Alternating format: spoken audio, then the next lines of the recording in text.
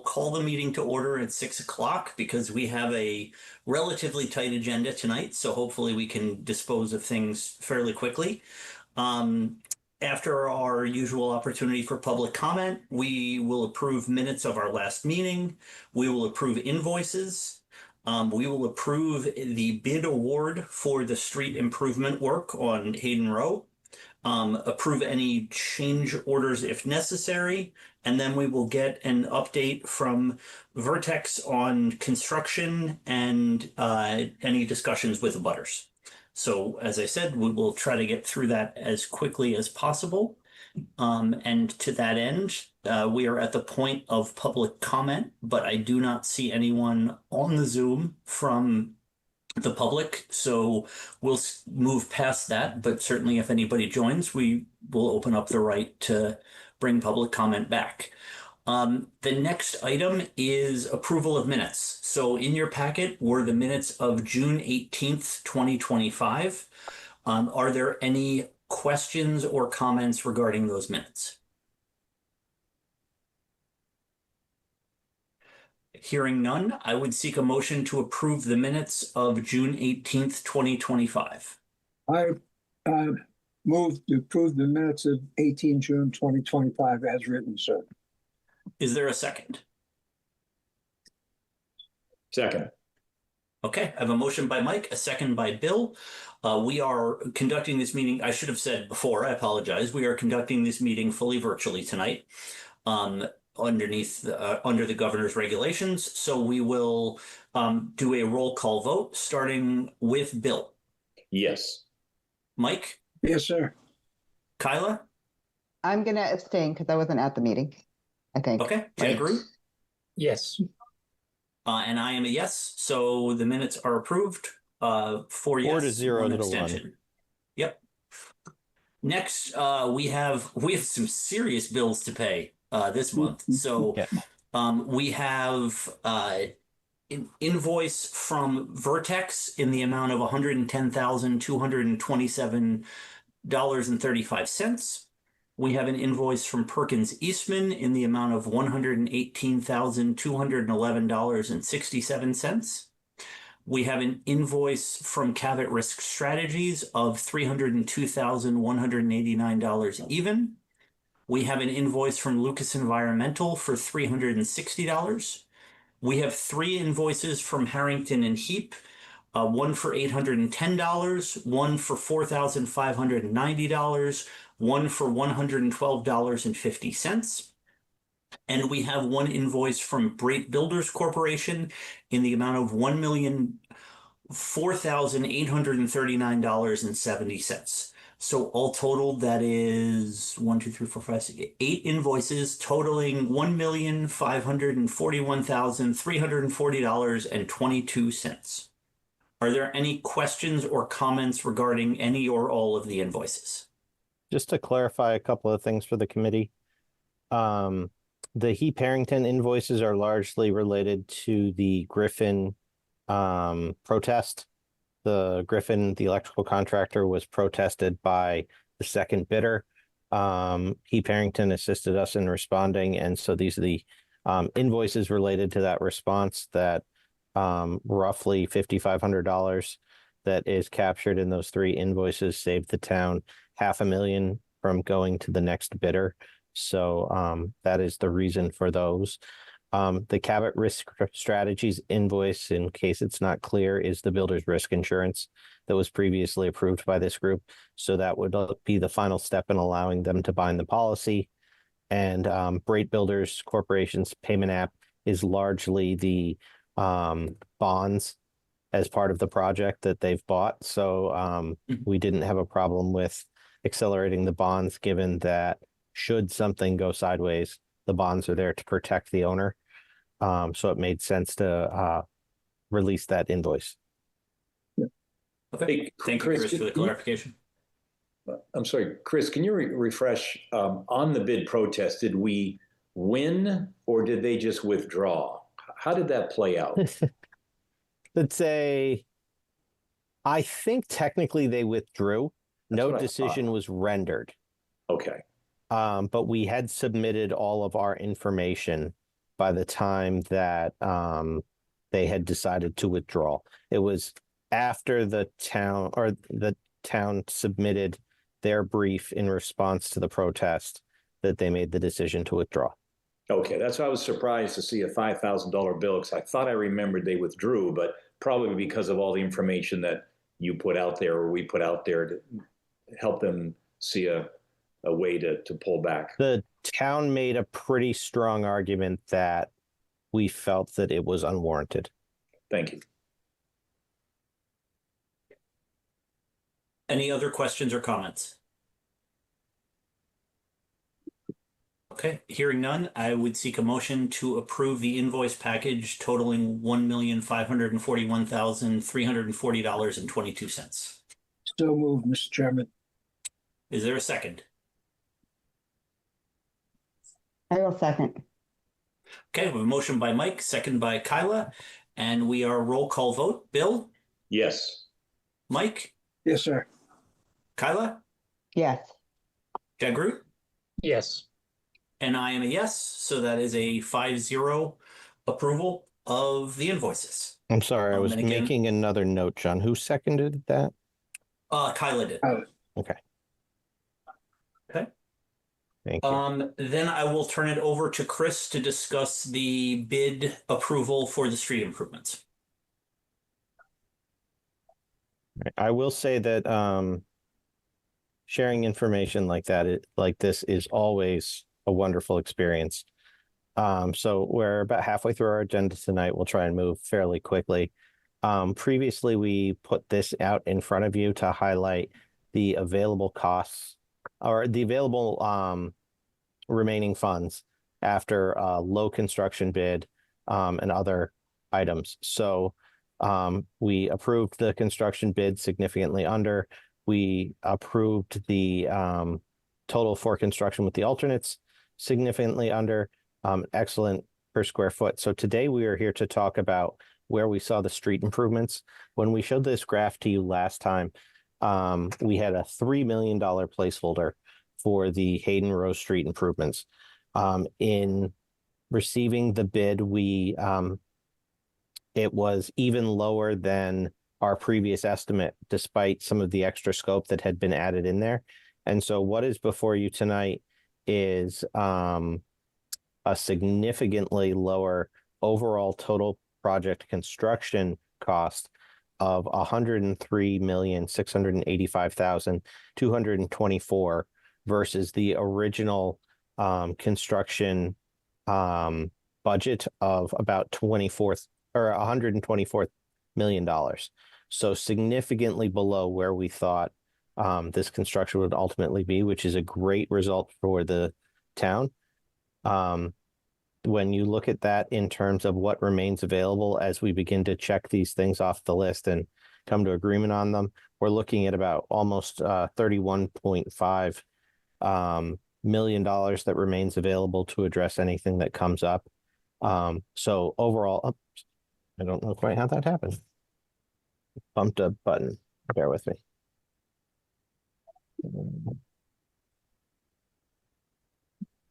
So overall, we're in a very good place.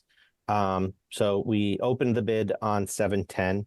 There is a MassDOT certification process that occurs following a street improvement bid because we did MassDOT certified low or pre-qualified low bidders. So we're currently in that certification process. We were hoping it would be complete by today, but it has not. So any award that we vote on this evening would be contingent upon the low bidders being certified.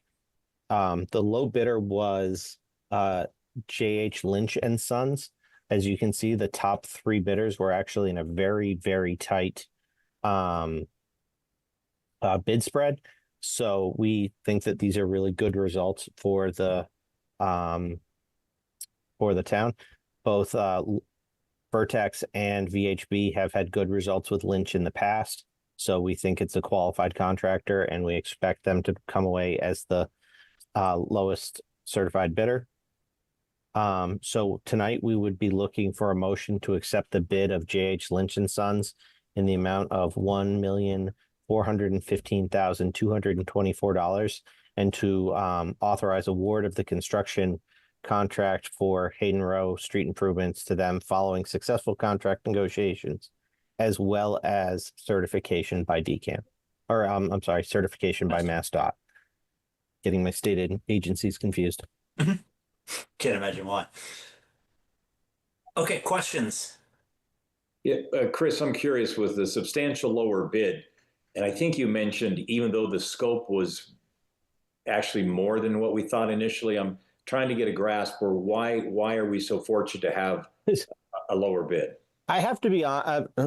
I won't give you the professional version. I'm shocked at the bid results that the town of Hopkinton has gotten on this project and Charleswood construction at large.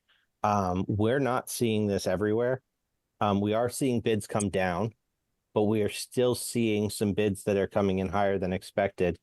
And all I can attribute this to is that our estimates early on were assuming we hit this project at just the right time where COVID was in the thick of it. Inflation had taken off. Everybody thought inflation was going to continue, so we had some pretty high escalation. And so as the estimates in the future looking estimates were headed uphill, we happened to be bidding this at a time when the construction market is definitely softening and people want to lock in good projects. And so when you mix that early on expectation that inflation would continue to go up, mixed with the fact that your bids are hitting at a time that the market is softening and pressures to get work at the best cost is increasing, I think Hopkinton just happened to sit in a perfect storm. Take nothing away from the job that Perkins Eastman did at really making sure that they were disciplined in how they put their documents together. But these are nothing short of excellent results that any of my clients would be very, very happy to have. Yeah, I can add some color. We just reconciled Revere High School today, which is a $500 million project, and it came in right on budget. So not substantially under. So I agree with what Chris is saying. Thank you. Jack Root, I saw you come off mute. Do you have a question? Chris, I just wanted to confirm, you mentioned we have $31 million available. I wanted to confirm if you meant 21 or was it 31? No, so let me throw that back on the screen.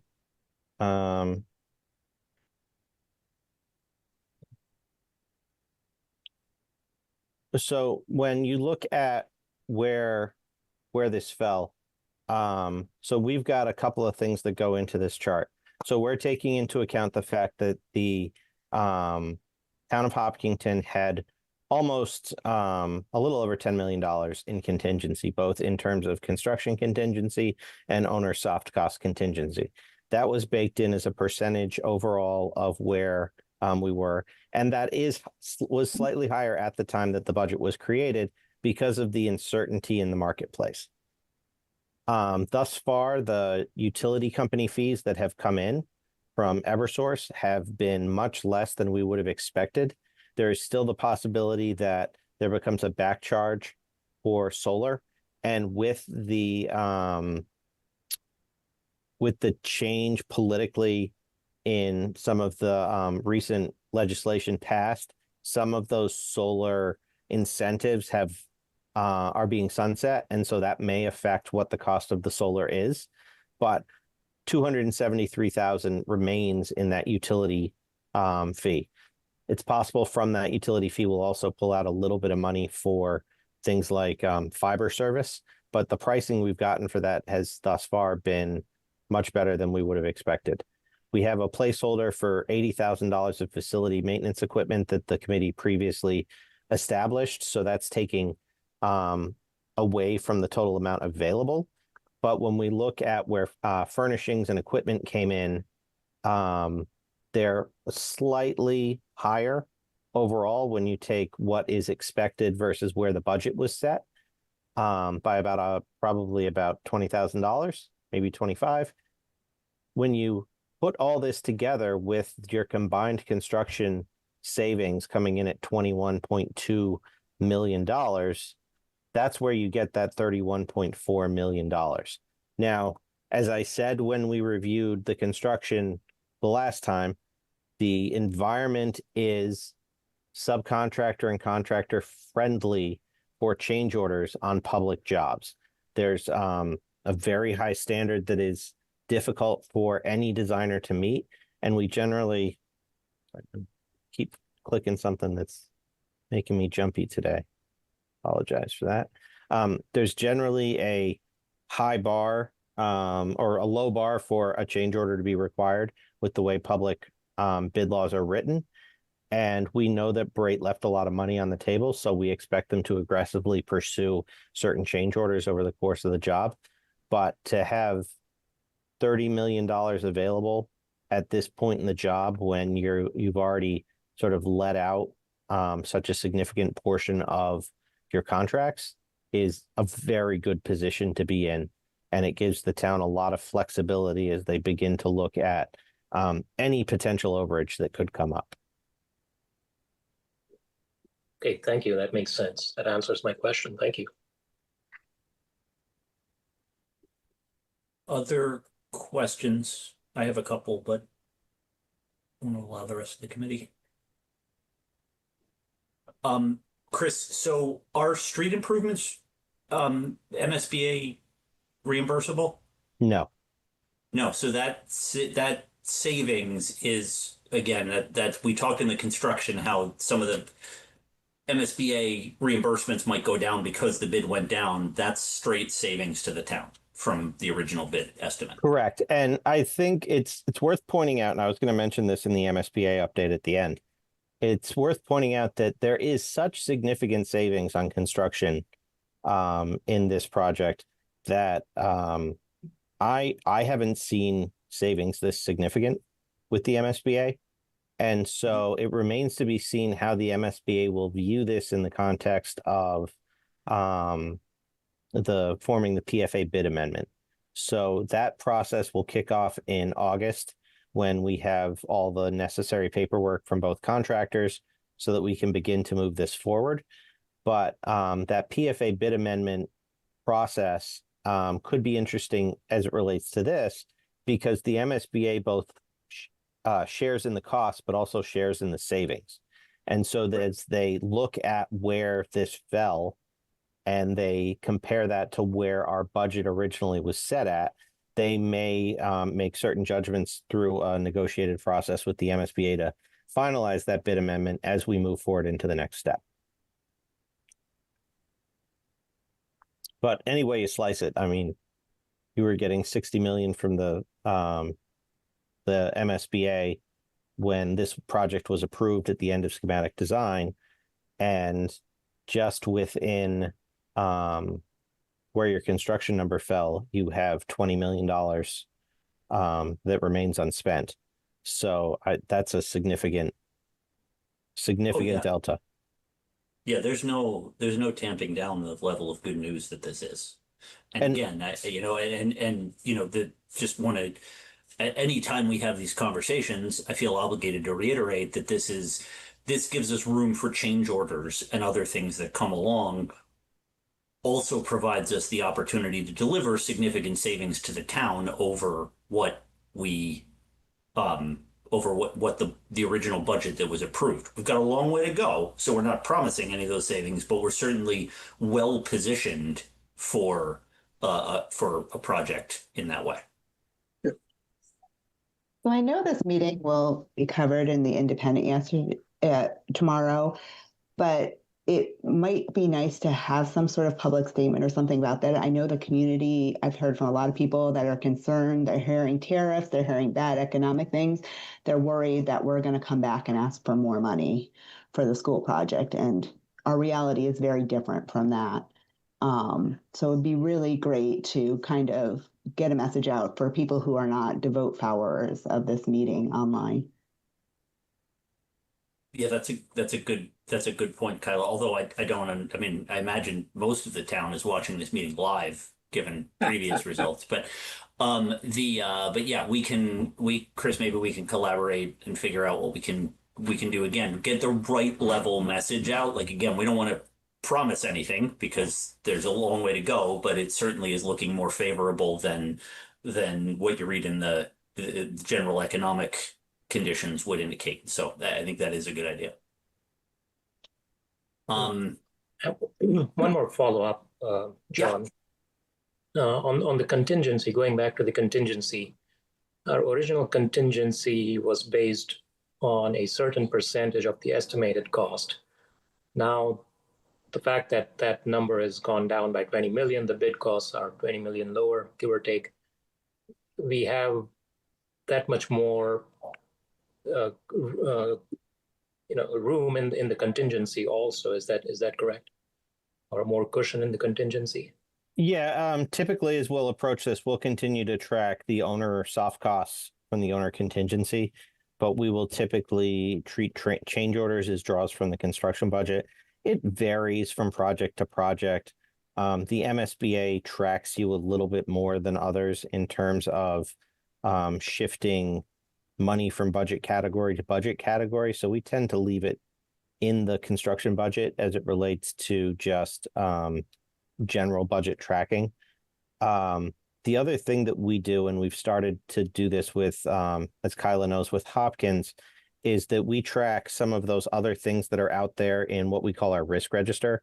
And among those things, we'll track assumptions about change orders in the future, as well as change orders to date, so that we can give you an idea of where overall things fall as we move through the project. Obviously, right now, before anything's really gotten moving, I think we have one approved change item thus far. There's not too much to talk about there, but we try to use our best guess and judgment as we move through things. Hopkins, for comparison, is also doing pretty well financially. We have had some change orders, and as expected and described to the school committee, as we've accelerated into the renovation portion, we've also seen an acceleration in change orders related to the renovation. But in this case, you're really limited to just what's in front of you because it's a new construction. So the biggest risks would be getting out of the ground, the potential unforeseens underground. We have some mitigations in there with unit prices as it relates to unforeseens in the soil, or potentially unusable soil, or potentially finding large veins of rock. But there's a certain cushion built into that in the budget as well. We've already done the LSP work to establish whether or not there's an issue with contaminants in the soil, and that came back clean. So that takes another potential risk off the table. So you're in a very, very good place as it is so far as we get going. There's still some potential risks out there. We have some regulatory issues that we ran into as we started to get going. There's always the potential for schedule risks to come up as things evolve, but there's no way to undersell it.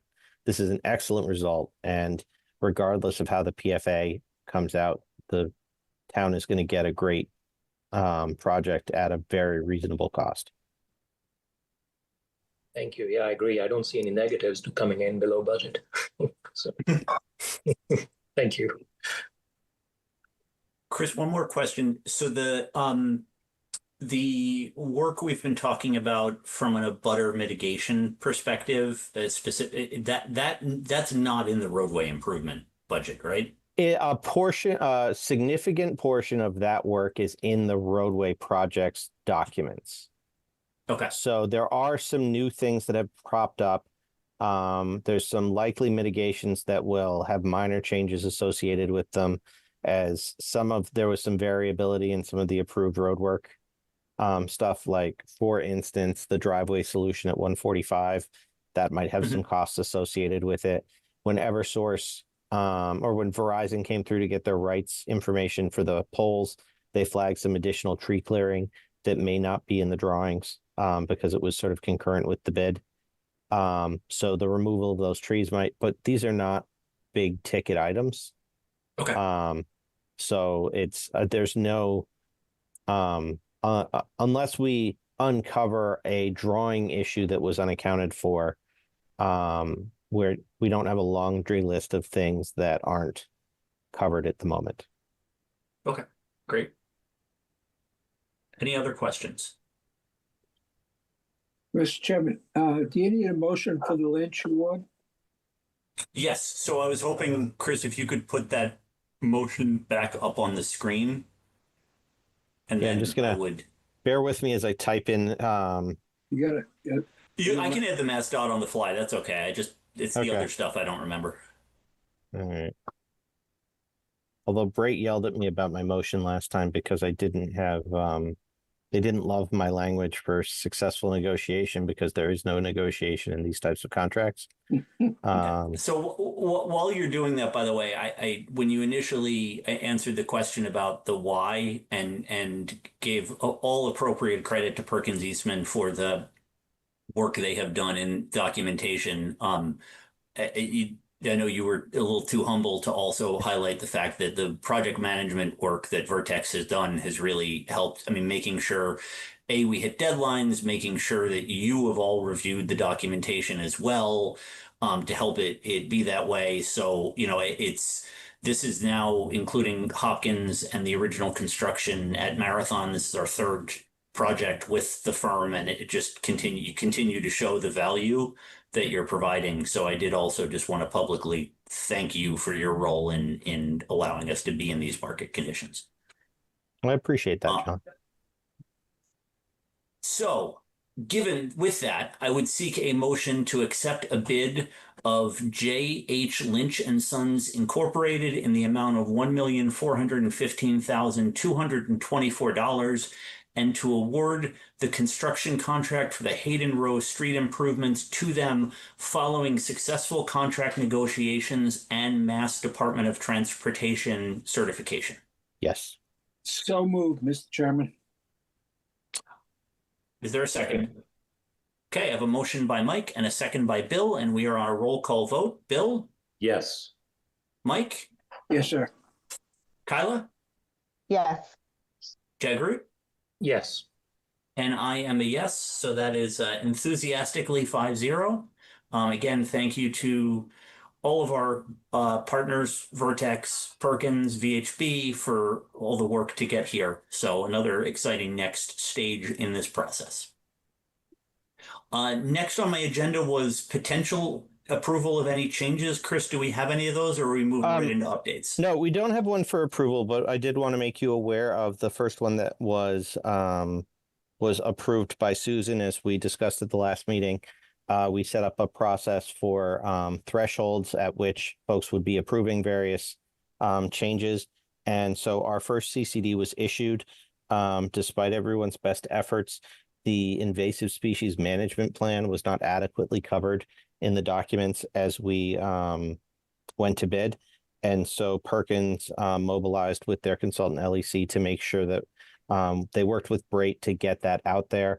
And we issued a CCD for, Dan, I think it was 45,000. The exact numbers in the monthly report that was included in your meeting packet. What that does is it provides them with the invasive species management plan that they have to follow. It had certain amounts of not to exceed expenses to cover some activities with the tree clearing that were not fully owned within the documents. And it also covered the potential for removal of invasives within the buffer areas, which are technically outside the limit of work. So it was a gray area as to whether or not that would be covered under the language that was included as it related to invasives that wasn't specifically noted to be covered by at this early tree clearing stage.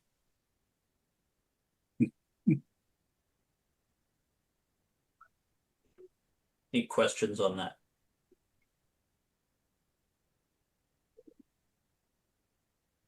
Okay. So hearing none, Chris, any other updates, project or So abutter-wise? general construction updates.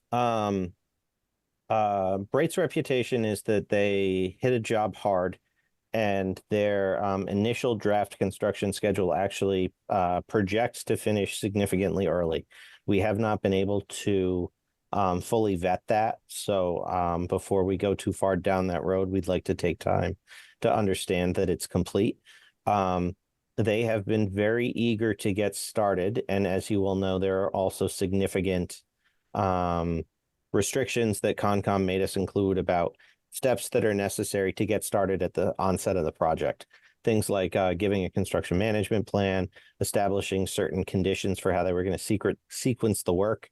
And so we've been going back and forth with them over the last few weeks to get that started. They have put in place erosion control around the perimeter of the site, and we've had an ongoing dialogue with them about getting started. That dialogue led to the that dialogue, and the dialogue that we and they have been having with Concom led to the identification of the invasive species management plan issue. It also led to which led to the CCD. There was also some federal regulatory changes that came up when we filed for the general construction permit that the EPA made us aware of and put a temporary hold on. We believe that's behind us, and we're monitoring that situation. We don't know of any direct effect that will have, but in the event that that situation changes, it would require us to potentially pause the work temporarily until August 15th, if that were to come up. I'd rather not go into detail about the specifics of that. It's somewhat technical, but essentially we think it may be related to, in part, to the fact that the person responsible for checking that box at the federal level is a replacement for a person who retired at the federal level and is accustomed to doing this. And she herself admitted that she was brand new in the job and figuring it out as she goes. We think we have a path forward on that, and we're going to continue to monitor the issue as we move forward. But we wanted to make you aware that that issue came up. In terms of other construction issues, we continue to go back and forth on various submittals and push for following the contract documents. Brait has been receptive to our comments, but we continue to push very hard to make sure that they're checking all the boxes before we move into construction. So there's been no shortage of effort by the Perkins team or the Vertex team as we've gotten started in the first month of this project. And we hope once we clear this significant hurdle with the construction management plan and the related sequencing, we should be able to get on a more stable, consistent path. I don't know if you'd add anything to that, Dan. Nothing they've done so far has surprised me, having had them on other contracts before. This is what we're going to be getting from them. In terms of other construction items, the town did approve I think it was concurrent with our last meeting, they did approve the rights issue with the pole relocation. So that's in Verizon's court to schedule, and coordination of that pole relocation was owned by the roadway contractor. So that'll be one of the things that we push to get moving as we get started with this. I was also notified today inadvertently, because I responded to a much older voicemail than I thought it was, thanks to a phone error. The town is soliciting proposals for a peer reviewer for the permitting issues on the Charleswood project. They didn't do that for Hopkins, but they've decided between Concom and the town planner's office that it makes sense to hire a third party to serve as their eyes and ears on a project of this scale. That's not unusual, and we see it in a lot of communities because there's a much greater demand for, particularly around drainage and stormwater, for inspections to occur in the field. When they get that proposal, it'll fall under the permitting budget, and I believe we still have a substantial amount left in that permitting budget, although they haven't shared with us any numbers yet about where that may fall. I'd also remind you that previously in the project, we did get under contract FirePoint Consulting. They're the Hopkinton Fire Department's third-party consultant. So I'm confident that, or I'm fairly confident that once the peer reviewer for Concom and town planner is on board, a lot of that in construction consulting work will be bought out, and we'll have a little more cost certainty about where that falls. Hey, Chris, is there any potential for delay waiting for that peer review group to get together, or is it early enough in the process that you're not concerned? I wouldn't be a good OPM if I didn't say there's always potential for delay. I don't think there's any activities that would be specific to that reviewer that we expect to be happening in the near term. We don't have the schedule. We don't have a vetted schedule at this point. We've had the schedule for, what time is it? We've had the schedule for approximately 11 hours. So we haven't made it all the way through it yet. We don't anticipate them starting any of that drainage work or related work this early. So Judy in the town Concom office has been quite accommodating, very, very accommodating, despite some of our slow starts. So I don't see it affecting the project at this time.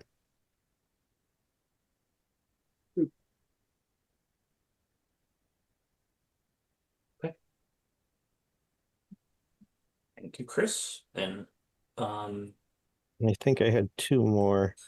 So a butter updates, John. yep. We mentioned the additional trees with the road work. Now that we have both contractors on board and the process set, we are working on getting those butter letters out. I'll reach out to you separately, John, about whether you think those should come from you or come from us.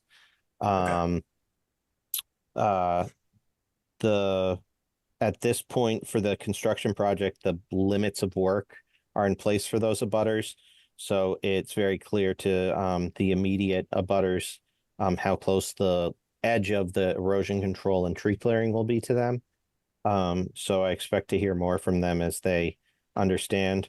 Steve Devine, who's our man on site and also a very local Hopkinton resident, has begun to reach out to those that he's seen around with his contact information so that they, as he sees folks who he knows are abutters, he's made sure that they know to reach out to him if they have any issues. And then finally on the MSBA update front, I know he wasn't able to make it today, but the roster for this committee was revised to replace Carol with Evan. We've reached out to Evan and offered to sit down with him and get him up to date on both projects as his schedule allows. And we certainly welcome him to Hopkinton, or welcome him to being in his elevated position in Hopkinton as he begins his journey as a superintendent. The only other thing is, as it relates to the MSBA, I mentioned this earlier, but the PFA is the next major milestone with the MSBA.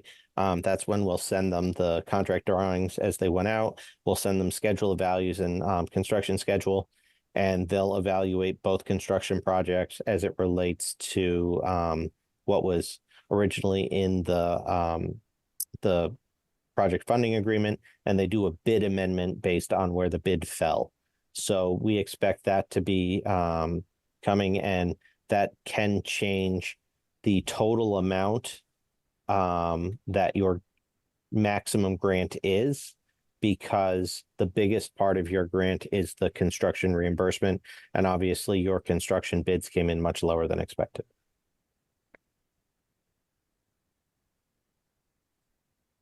And I think that's everything. Anybody isn't, but I think we're all clear on that from previous budget discussions. Yep. I think that's all I have, John. Okay. Any other questions from the committee as it relates to construction or abutters that we want to cover here tonight? Okay. Then, I'll just one last comment. I said before we brought the meeting to order, it is an enjoyable stage of this project to actually start seeing work begin. on the site. So it's nice to drive by and see the work we've all been doing for the past couple of years start to come to life, and look forward to seeing it progress. But with that, I would seek Oh, a motion to. I had one more thing, John. I was like halfway I- through sorry, asking for the motion to I- adjourn. I just, Like I at the remembered this. buzzer. I didn't write it Okay. on my list, but Chris said it to me and I forgot at the last second. So just very, very quickly, because I know we'd all love to do all the other important things in our lives. So as part of what we provided for you, we included our first draft of our this what we call our project dashboard. It's our monthly report that we'll put out each month. Kyla's seen this for Hopkins. It's a similar format, just slightly edited. And what this does is it's a snapshot of all the relevant project information as it relates to the overall project. As we get through a couple of months, it'll become more and more complete. It highlights the major issues that are going on and where they stand. So it's sort of a summary of what I'm going to present to you each month. It runs through a narrative of upcoming milestones, both in terms of what we've done this month and also what's coming up the next month, and a slight narrative as it relates to some of the changes in budget as we move through. It also highlights the overall health of the project budget as it relates to the various aspects of the construction contract and the non-construction contract, really a summary of some of the budget stuff we've given to you otherwise. It highlights it was 45,210 was the not to exceed for the invasive species management plan. So it'll highlight those changes as we go. And then as we get into FF&E and quality assurance, as we move along, we'll also have information about that. I wouldn't expect that to start for probably 14 to 16 months with the schedule that we currently have. It also includes our budget does our invoice package, as well as our change order log and the cash flow as it's currently predicted. As we get further along in the schedule of values, we'll have a better idea of the cash flow, and we'll update this to make it more reflective of where we are. Right now, it's still based on the old number, so it's going to predict you to have less money left at the end than you likely will have. So I just wanted, from a format perspective, to walk you all through that so you have an understanding of what you're seeing in your meeting packet. Thank you. And maybe, Chris, maybe we could, for the meetings since we're meeting on a monthly basis, maybe we could just put a standing agenda item for that report. Just, you don't have to walk anybody through anything, but just if anybody on the committee has any specific questions related to it, would be a good standing agenda item to have.